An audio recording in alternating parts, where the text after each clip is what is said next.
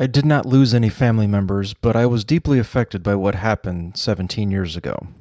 I, like so many Americans, were at a loss for words that day and for the rest of that week.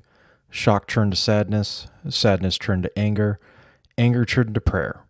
Emotions were at an all-time high, but there was hope. What was shown for a long time after that day has made me proud to be an American. The country was truly one nation, under God, indivisible, with liberty and justice for all. I know it's hard for some to remember, but it did happen. All our differences socially and politically were no longer an issue. We were all Americans. There were so many poignant moments after that day. President George W. Bush saying in New York, I can hear you, the rest of the world hears you, and the people who knock these buildings down will hear all of us soon.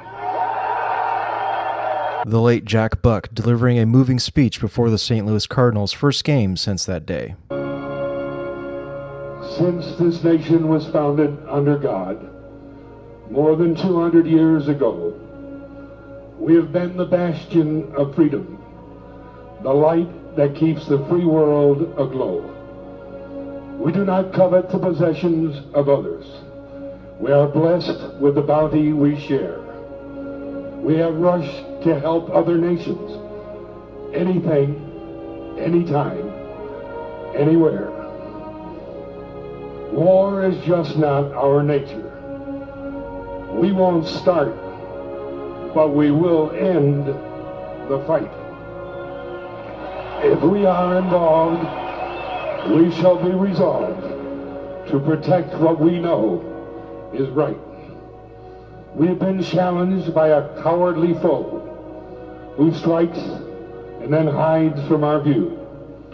With one voice we say, we have no choice today. There is only one thing to do. Everyone is saying the same thing and praying that we end these senseless moments we are living. As our fathers did before, we shall win this unwanted war, and our children will enjoy the future we'll be giving.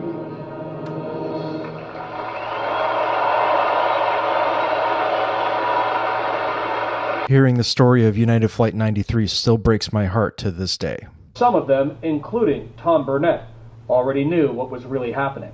He told me what was going on.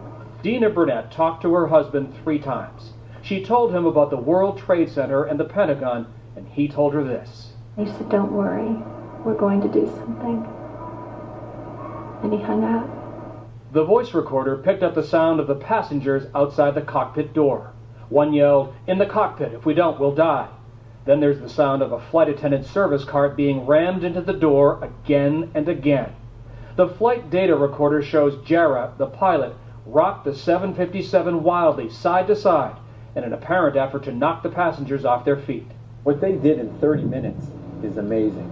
Ken Nackey's brother Lou was among the passengers. They were able to gain information, formulate a plan, voted on a plan, and acted that plan, put it in motion, and prevented a greater tragedy all in 30 minutes. How amazing is that? As the passengers charge the cockpit, one of the hijackers is heard to ask in Arabic, "Is that it? I mean, shall we put it down?" The other replies, "Yes, put it in it and pull it down." Flight 93 rolled onto its back and crashed into the countryside at 580 miles an hour. It was 20 minutes from Washington, D.C. I want to take this opportunity to do something that I don't do as much as I should. I want to say thank you to the brave men and women of our police and fire departments all over the country. You risk so much every day to save the lives of our families and friends.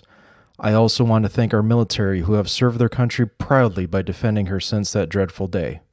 Tragedy brought us all together.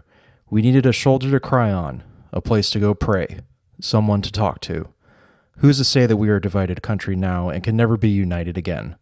Yes, there are those that want to see this country fall. It's a fact. As long as we believe in that American spirit that has been instilled in us since the day we were born, we shall prevail. Believe in yourself, believe in your country, and believe that the future will be brighter.